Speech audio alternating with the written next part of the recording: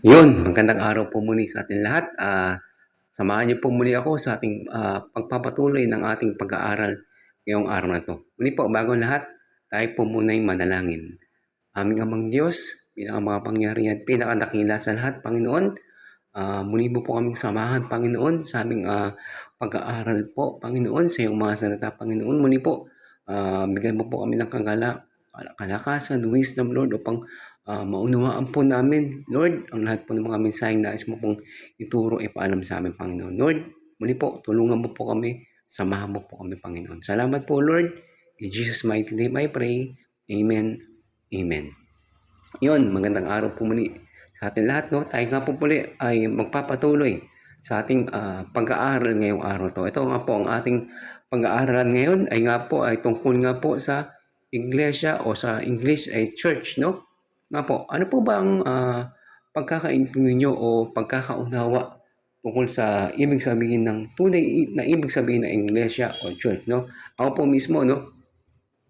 Nung bata pa po ako, ang pagkakaalam ko po talaga nito, ito po isang gusali o lugar nga po, no, kung saan tayo po ay pupunta, nagsama-sama upang magpuri, magpasalamat sa Panginoon, no? Ang pagkakaalam ko po ito isang gusali, no, o lugar. Pero ngayon po, pag-aaralan po natin kung ano po ba talaga ang tunay na kahulugan po ng iglesia o church. Yun, start na po tayo. Ito nga po, no, sinasabi nga po dito, no, sa Grego nga po, no, tinatawag nga po itong ecclesia, no. Ang tawag nga po sa iglesia sa Grego ay ecclesia. Ito nga po, ang ibig sabihin nga po, no, refers to the assembly or congregation of believers in Jesus Christ. Not a building. It is a group of people who have been called out by God, united through faith in Jesus Christ, no? Ito po, sinasabi nga po, no? Ito nga po ay pagtitipon, no? Pagtitipon po ng mga believers na naniniwala sa Panginoong Hesus Kristo, no? Sinasabi nga po, hindi nga po ito building, hindi po gusali. Ito po yung mga grupo ng tao at tinawag ng Panginoon, no? Ito nga po, no? Ito po yung mga sumasampalataya, nananampalataya sa Panginoon. Ito nga po, no, napakalinaw. Hindi nga daw po ito isang building, hindi po isang gusali. Yung po, no, napakalinaw po. Pagtitipon po, no, ng mga naniniwala, sumasampalataya sa Panginoon. Yan po. Tingnan nga po natin yung patunay, no, sa Biblia. Ito nga po, tingnan natin. Ayon nga po dito sa Gawa 14:26-27, mula doon ay naglayag sila sa Antioquia na kung saan sila ay itinagubilin sa biyaya ng Diyos para sa gawaing natapos nila. Nang dumating sila at matipon na ang iglesia, isinaysay nila ang lahat ng mga bagay na ginawa ng Diyos sa pamamagitan nila.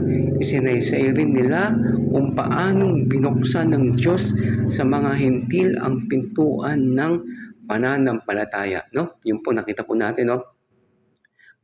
Matapos dumating at tinipon ang iglesia, no? Basahin din po natin sa English nga po. Ito nga po ayon nga po sa Acts 14:26-27. From there they sailed to Antioch, where they had been commended to the grace of God for the work they had completed. Now, when they had come and gathered the church together, they reported all that God had done with them, and that He had opened the door of faith to the Gentiles. No? Napakalino po, no? Sa Tagalog po, sinasabi po dito, nang dumating sila at matipon na ang iglesia. Dito naman po sa English po, no, sinasabi, now when they had come and gathered the church together, no? Napakalinaw, sinasabi po dito, no? Tinipon nila, no, ang church, ang iglesia. Ibig sabihin nga po, no, kung ito po yung gusali, no, napakahirap po yatang tipunin, no, ang isang gusali. Hirap na pagsama-samahin. Paano po yung bubuhatin, no? Hindi po kaya buhatin yun. Aalisin doon sa pundasyon, bubuhatin, ililipat doon sa isang lugar, pagkasama-samahin, no? Parang napaka-imposible po noon, no? Sisirain po nila yung mga ilalim, no? Para buhatin lang. Kaya po, napakalinaw po, no, na hindi po ito isang gusali. Hindi po ito isang building, no? Ito po yung mga tao na naniniwala sa Panginoon, sumusunod sa Panginoon, no? Yun po, napakalinaw po, no? Tinipon nila ang iglesia, no? They gathered the church, no? Pinagsama-sama nila, inipon nila. Nagsama-sama po sila. Yun, napakalino po, no? Kaya nga po, no, na nakita na po natin at tunay na po na ang iglesia o church ay hindi po isang gusali o building. Kaya po, tignan po natin kung paano po ininarawan ang iglesia. Ito nga po, basahin nga po natin sa Efeso 1:22-23.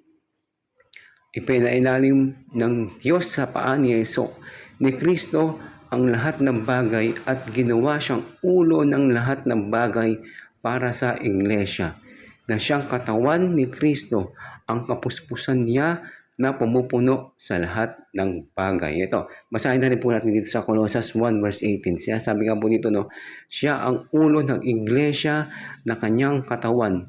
Siya ang pasimula. Siya ang panganay na binuhay mula sa kamatayan upang siya'y maging pangunahin sa lahat. Ito po, no, napakanino, nabasa po natin. Siya sabi po dito, no, si Kristo nga po ang ulo ng iglesia. Dito nga po sa Efeso, sinabi, ginawa siyang ulo ng lahat ng bagay para sa iglesia. No? Nakita po natin, no? Ano nga po ba ibig sabihin? Ibig sabihin po, ulo, no? Sa katawan nga po, no? Ang ulo po, nandiyan po yung utak. Siya po yung nagko-control.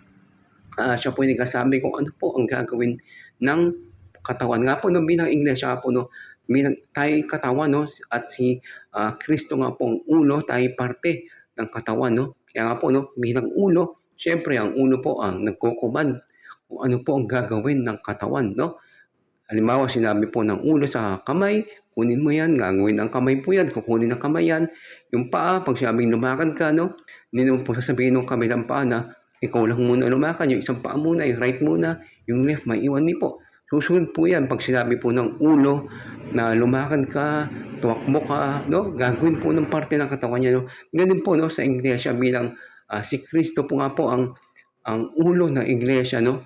Sinusunod po natin, no, ang kautusan ng Panginoon, ginagawa po natin, no?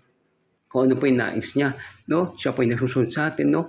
Bilang siya yung head, siya po yung utak, no? Siya po ang namumuno, sumusunod, no? Bilang nga po tayo mga sumasampalataya sa Panginoon, no? Tayo talagang sumusunod kung ano po yung nais niya, kung ano po yung pinag-uutos niya sa atin, no? Siya po yung sinusunod natin, no? Bilang tayo mga parte ng katawan, tayo po yung sumusunod sa ulo na ito nga po yung si Hesus Kristo, no? Kung ano po yung mga nais niya, binapagawa niya, siya po ang sinusunod natin. No, napakanino, no? Kaya minsan nga po, no, naulungkot nga po ako, no, maraming po akong naririnig, no, parang sinasabi nila, kami po ang tunay na iglesia, kami po ang tunay na hinirang, no? Hindi po, napakanino po, no? Lahat po ng sumasampalataya, sumusunod po kay Hesus Kristo, no? Siya po ang parte ng iglesia. Hindi naman po sinasabing pangalan, no?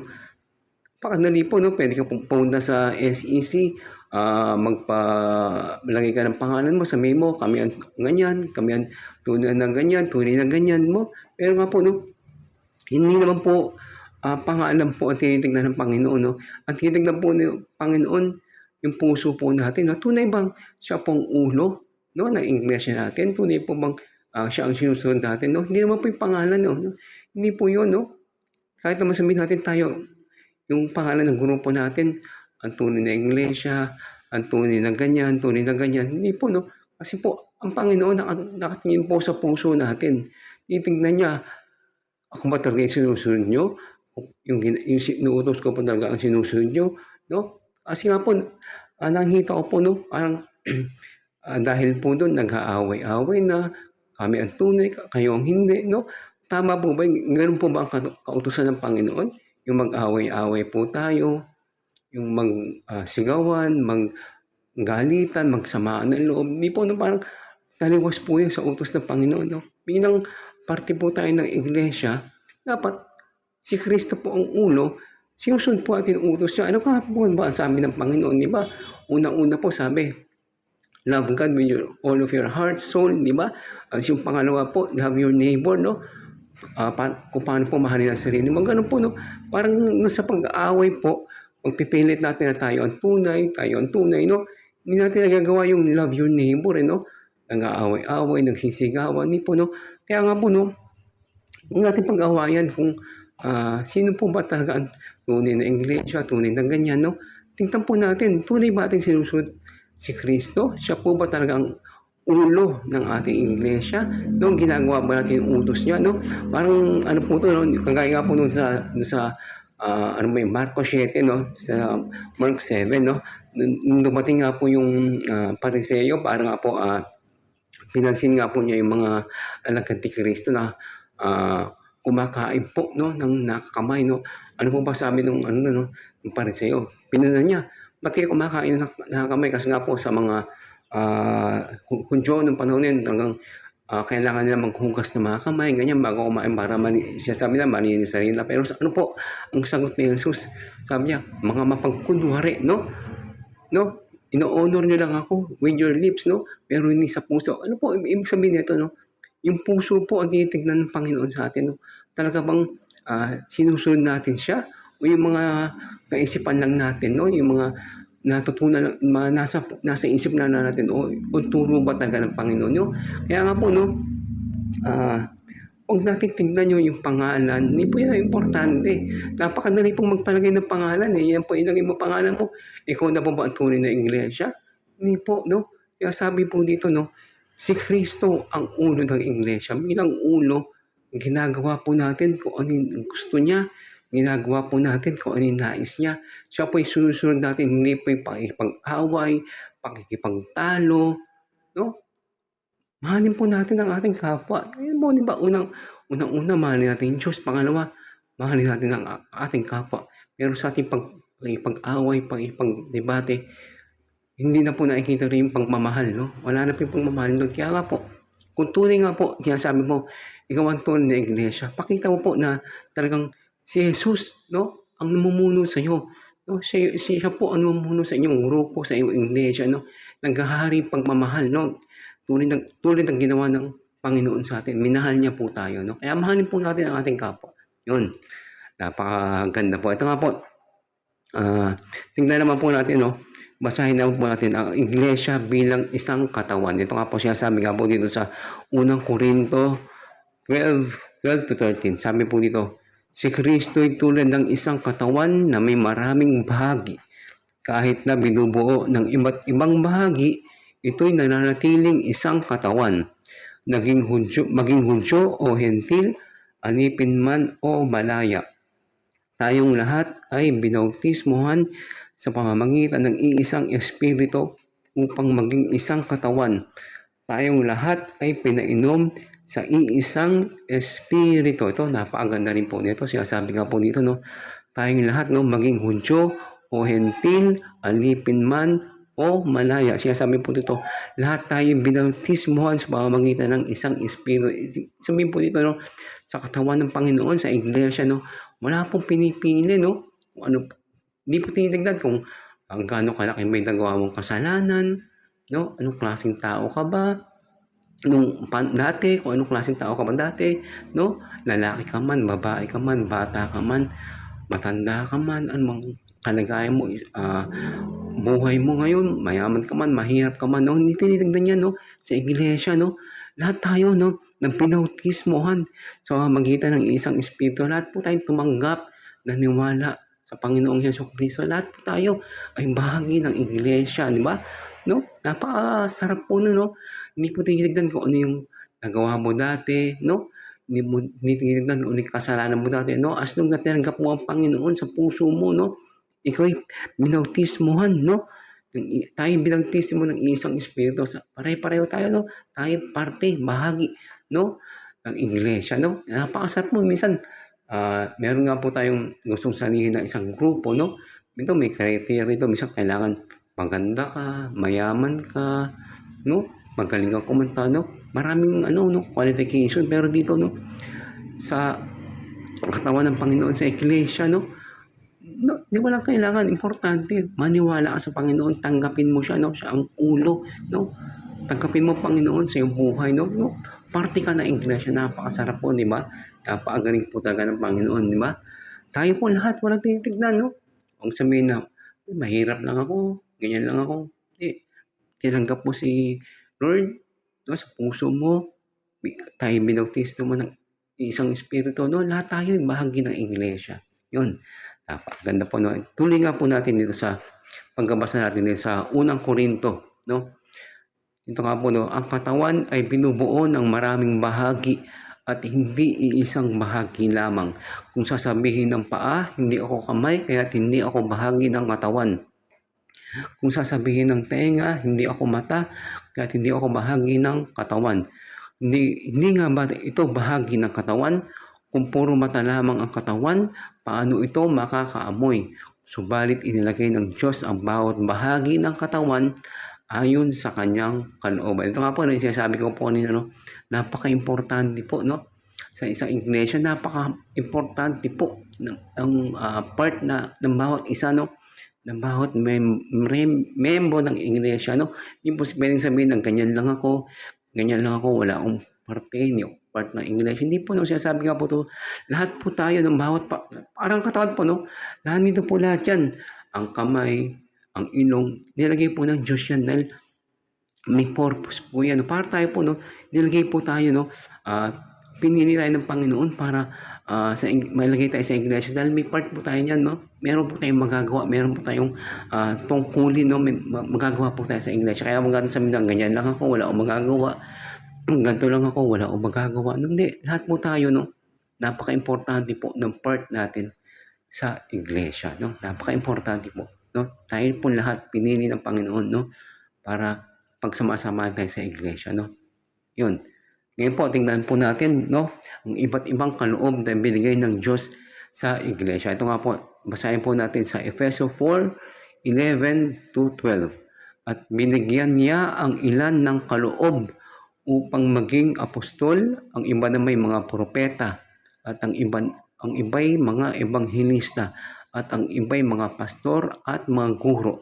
Ginawa niya ito upang ihanda sa paglingkod ang lahat ng mga hinirang upang maging matatag ang katawan ni Kristo. Ito nga po sinasabi mo sa iglesia, no, may mga kaloob nga po, no. Ito nga po yung maging apostol, propeta, ebanghelista, pastor at mga guro, no. Talagang ginawa nga po ito ng Panginoon nga po dahil gusto nga po niyang talagang maging matatag po yung katawan, yung iglesia, wag pong masira. Kasi nga po, no, alam mo natin ang kalaban nga po, no, si Satanas, gagawa po yan para talagang buwagin, no, pagkalitin tayo, no, alisin, sirain yung ating pagtitipon, yung iglesia, sirain po. Pero nga po, no, talagang naglagay po, no, si Lord, no, ng kaloob siya, no, tayo maging mga ilan, maging apostol, mga propeta, ebanghelista, pastor at guro para po talagang mabuo, mas lalo pang mag-grow po, no, yung iglesia, no. Meron tayo po, sabi natin na wala naman, hindi man ako marunong magturo, hindi man akong guro, no, pero lahat po tayo, no, ang sabi nga po dito, upang maging matatag ang katawan ni Kristo, ang iglesia maging matatag, no. Kaya po tayong bilang mga part ng iglesia, no, tayo po, no, may part din tayo. Hindi mo pwedeng sabihin natin na makikinig na lang ako, no, hindi man ako pastor, wala man ako kaalaman dyan, hindi man ako guro, no. Importante po, no, halaga ng part natin sa iglesia, no. Halimbawa, no, yung simple pag-share lang po natin ng experience na ginawa ng Panginoon sa atin, no. Minsan meron tayong kapatid sa iglesia na nalulungkot, no. I-share natin yung kabutihan ng Panginoon sa atin, ginawa niya sa atin, no. Talagang ma-encourage siya, no, para talagang mawala yung lungkot niya, no. Yun yung mga part natin. Minsan, ngayon marami ng sa text, sa messenger, no, sa Facebook, i-share natin yung salita ng Panginoon, no, para, you know, hindi mo natin kailangan na maging matalino, maging magugro, no, para ma-share natin salita ng Panginoon. Sa text, messenger, Facebook, no, imbis na kung ano-ano yung pinopost po natin, i-post po natin salita ng Panginoon, no, yung good news, no, yung Great Commission, no, i-share natin ang Panginoon, no, napaka-importante po niyan. Hindi natin sabihin na, wala akong alam, hindi ko alam ang Biblia, hindi ko kaya magturo. Okay, hindi po, wala tayong pag-uusapan doon. Pero po yung simple pag-share po ng salita ng Diyos sa ating kaibigan, no, i-share natin sa ating pamilya, una-una sa ating pamilya, no. Yung pagpo-post natin sa Facebook, no, ilagay natin ang salita ng Diyos, no. Yun, isang part po yun para makatulong po tayo sa pag-grow ng ating iglesia, no, para mas matibay po ang katawan ng Panginoon, 'no? Lahat po tayo may ambag po tayo, 'no? Meron po tayong magagawa, 'no? Mag-pray po tayo sa Panginoon, bigyan niya po tayo ng wisdom kung ano po yung puwede nating mai-share, kung ano po yung puwede nating maitulong para yun, may magawa rin po tayo para lalong tumibay po ang iglesia. Yun, napaka-importante po nun. Gumawa po tayo, wag po tayong mag-stay na nakikinig lang, wag nating hayaan na yun, uma-attend lang tayo. No, gumawa po tayo ng paraan, no? Kaya po, no, yung pag-share po ng salita ng Diyos, napaka-importante po yan. No? Utos nga po yan, go and make disciples, no? I-share natin ang good news, no, sa lahat, kaibigan natin, sa mga taong nakikita natin, no? Yun, napaka-importante po nun. Napakahalaga po. Kaya po, patuloy po, no? Talagang patatagin po natin ang katawan ni Kristo, ang iglesia. Tumulong po tayo. Yun. Ngayon po, tingnan po natin, no, kung anong po mga klaseng pinuno ang dapat italaga bilang pinuno ng iglesia. Ito, basahin nga po natin sa Tito 1:5-7. Sinabi nga po dito, no, iniwan kita sa Kreta upang ayusin mo ang mga bagay na dapat pang ayusin at upang magtalaga ka ng matatandang pinuno ng iglesia sa bawat bayan. Ayon sa inuutos ko sa iyo, italaga mo ang mga taong walang kapintasan.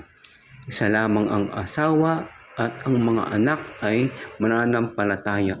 May pagpipigil sa sarili at hindi suwail. Bilang katiwala ng Diyos, kailangan walang kapintasan ng isang tagapangasiwa ng iglesia. Hindi siya dapat mayabang, hindi magagalitin, hindi lasenggo, hindi mapusok o sakim, no? Ito nga po, no, pinapakita po nito yung parang dapat na klase ng pinuno na pipiliin sa isang iglesia, no? Sabi nga po dito, no, kailangan walang kapintasan, no? At talagang hindi siya mayabang, hindi makagalitin, hindi lasenggo, hindi mapusok, no? Isa lang ang asawa, no? Ganyan, mananampalataya yung pamilya niya, no? Ito po sinasabi, no, ng ganito po dapat kung ang pinuno nga po, no, ng sa iglesia. Kasi nga po, no, sa bawat iglesia may mga namumuno nga po yan, isang pastor, ganyan, may mga parang naglilid po sa atin, no, parang gumagabay po sa atin, no. Pero si Lord po ang ulo, no, yung mga pastor nga po, yung mga namumuno lang po, no, parang gumagabay sa atin, no, hindi po sila ang head, no.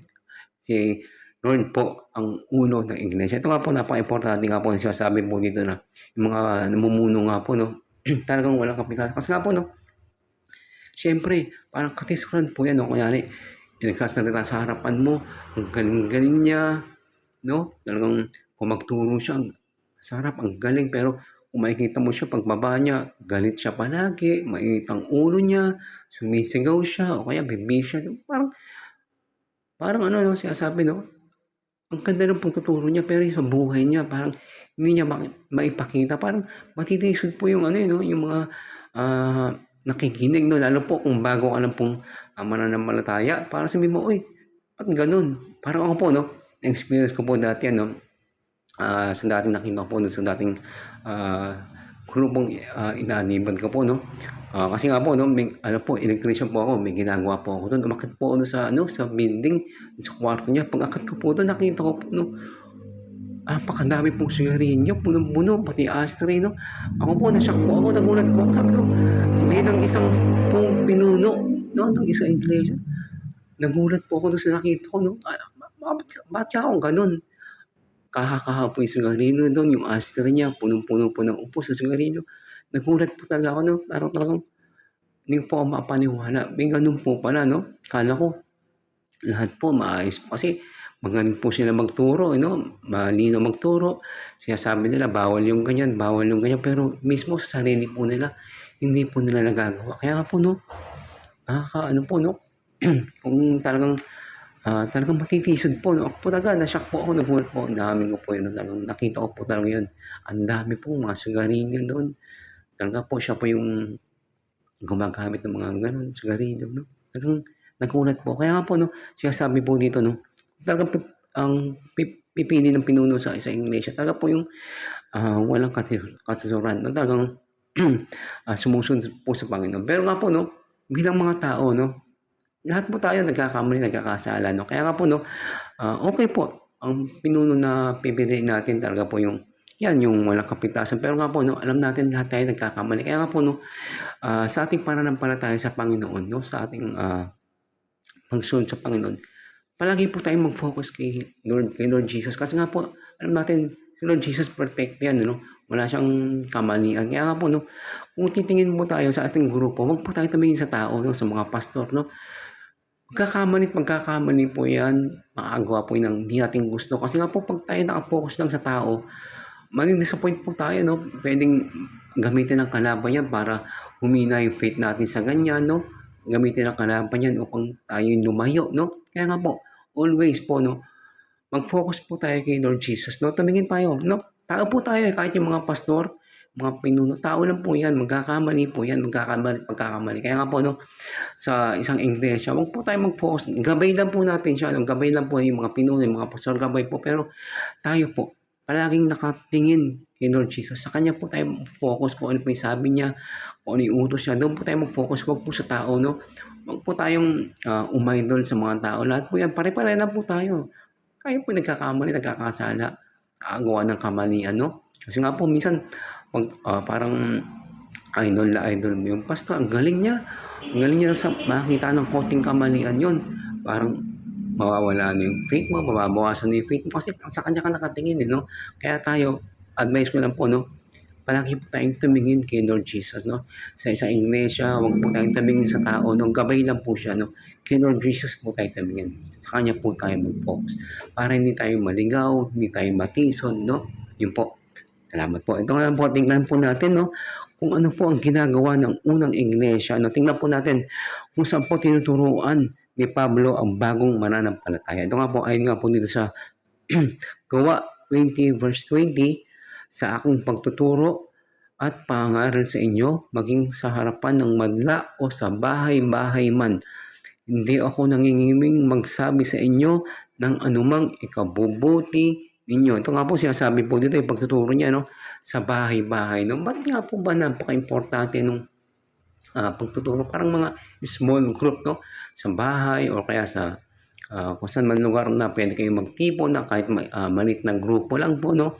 Mga D-group, mga Bible study, no? Ba't napaka-importante po? Kasi nga po, no?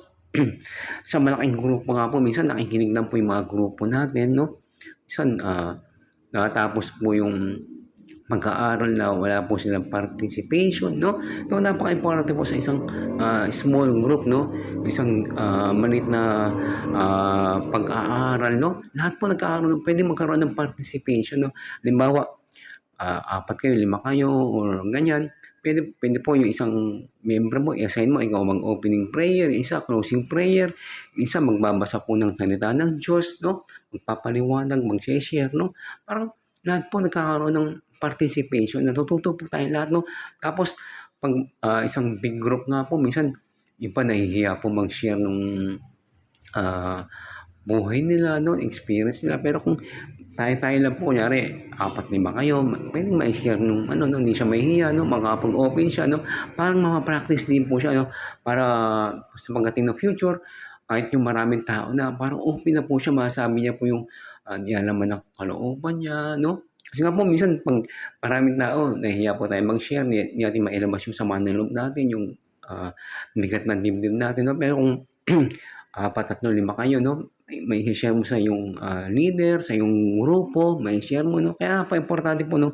Sa bahay-bahay, or sa mga lugar na pwede kayong magkatipon na kayo-kayo lang, no? Kahit maliit na grupo, napaka-importante po, no? Matututong pwedeng mong i-assign magbasa, no? Mag-pray, no? Mag-share. Yun, marami pong pwedeng magawa, no? Sa isang small group, no? Sa isang hindi group, no? Kaya nga, napaka-importante po, no? Na magkatipon-tipon tayo, no? Hindi lang palagi yung sa big group, no? Yung pag sama-sama tayong lahat tayo marami, no? Minsan wala, parang nakaupo lang tayo doon, wala tayong participation, hindi natin nasasabi yung gusto natin sabihin kasi nga po maraming tao, nahihiya tayo minsan, no? Kaya po, yun, gawin po natin yun, no? Sa ating iglesia, no? Parang magkaroon po tayo ng kunyari, 10 kayo, mag-meeting, mag-group kayo, punta kayo sa, kunyari, bahay ng isang group nyo, kaya sa isang sa isang restaurant, sa park, no? Mag-usap-usap kayo, no? Pag-aralan niyo ang salita ng Panginoon, yung napakaganda po nun, no? Para lahat po, no? Para lahat po ng miyembro, makapag-participate, maagawa, matututo, no? Napakasaya po nun, no? Talagang kami po, may group po kami, hindi ko napakasaya po talaga po. Kada po nandun kami, parang kwentuhan, pinag-aaral namin ng salita ng Panginoon, napakasaya po, no? Tapos, siyempre, meron din po nun, pagkain, no? Parang talagang fellowship po talaga, no? Magkakasama-sama kayo, no? Ako, excited nga po tuwing no? Pag Saturday, meron kami ganyan. Group namin, talagang excited po ako, no? Kaya napakasarap po. Kasama po yung mga fellow Christian po, pag-usapan mo yung kung may problema man po, na i-share mo sa kanila, no? Napakasarap po ng ganun. Kaya kapatid nga, ganun po, no? May mga kasama kayo dyan, mag-group po kayo, no? Magsama-sama kayo, pag-aralan nyo sa salita ng Panginoon, yun. Kung may budget kayong konti, magdala kayo ng food, para yun, sama-sama kayong kakain, sama-sama kayong magkwentuhan, pag-aaralan sa salita ng Panginoon, yun.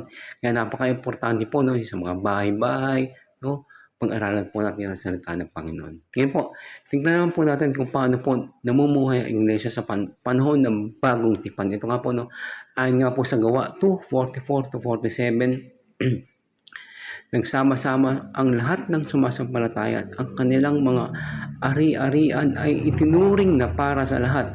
Ipinagbili nila ang kanilang mga ari-arian at ang napagbilhan ay ipinamahagi sa bawat isa ayon sa kanilang pangailangan araw-araw.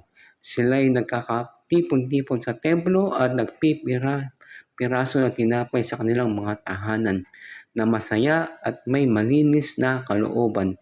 Nagpupuri sila sa Diyos at kinalulugdan sila ng lahat ng tao. At bawat araw ay dinaragdag sa kanila ng Panginoon ang mga naligtas. No? Napakaganda po ito. Sinasabi nga po dito, no? Nagsama-samang lahat, sumasampalataya, no? At yung mga ari-arian nga po, no? Pinagbibili nila, no?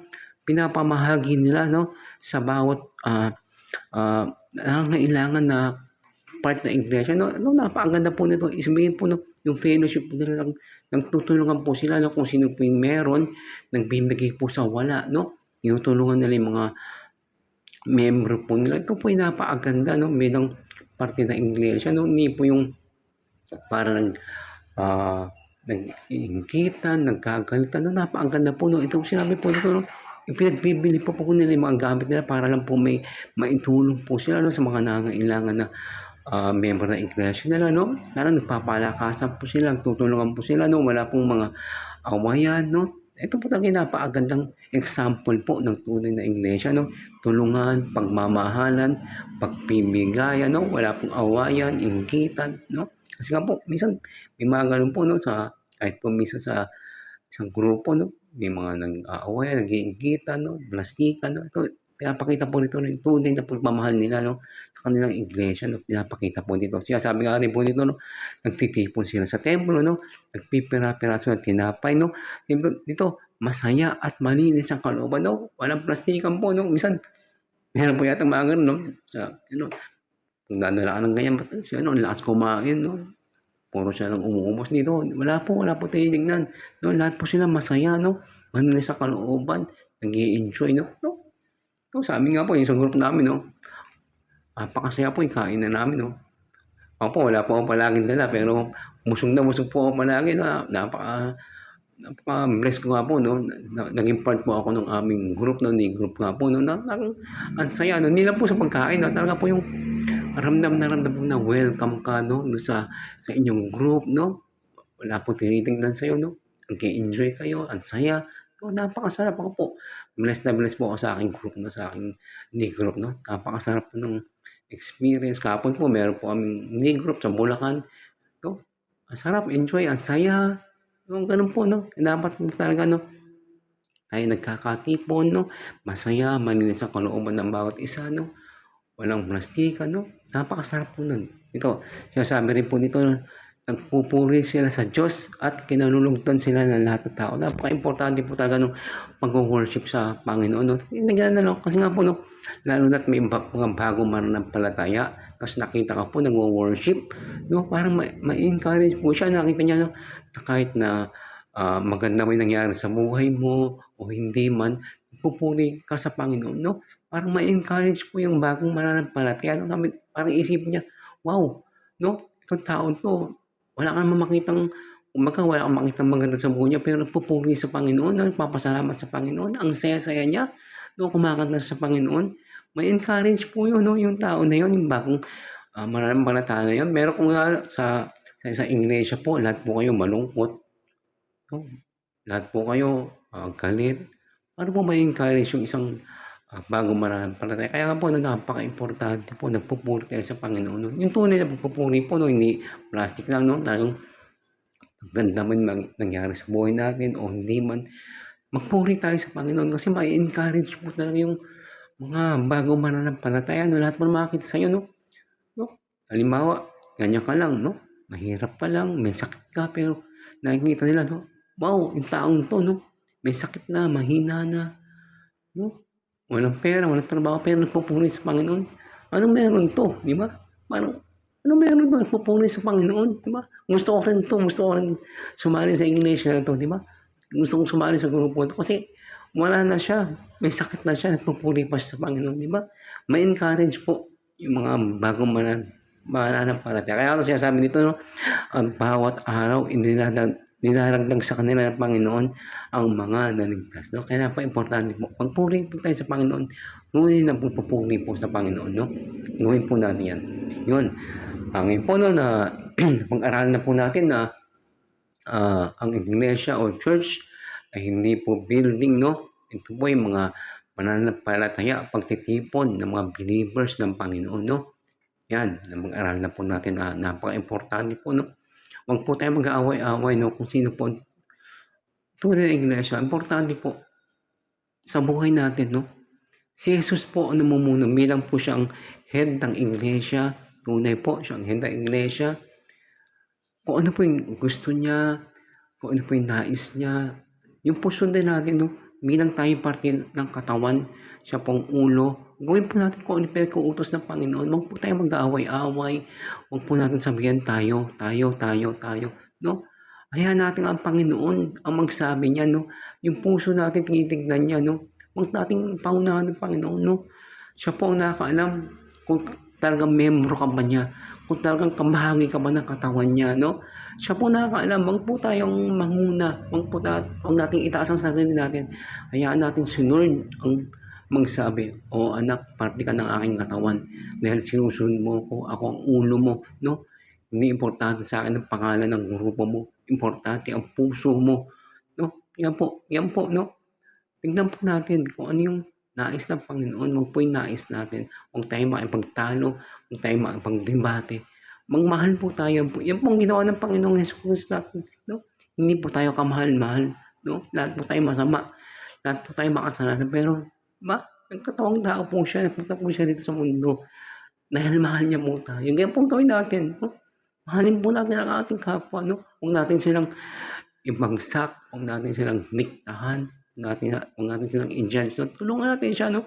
Sa magandang paraan, itama natin sila, no? Gamitin natin yung love ng Panginoon para itama natin sila, no?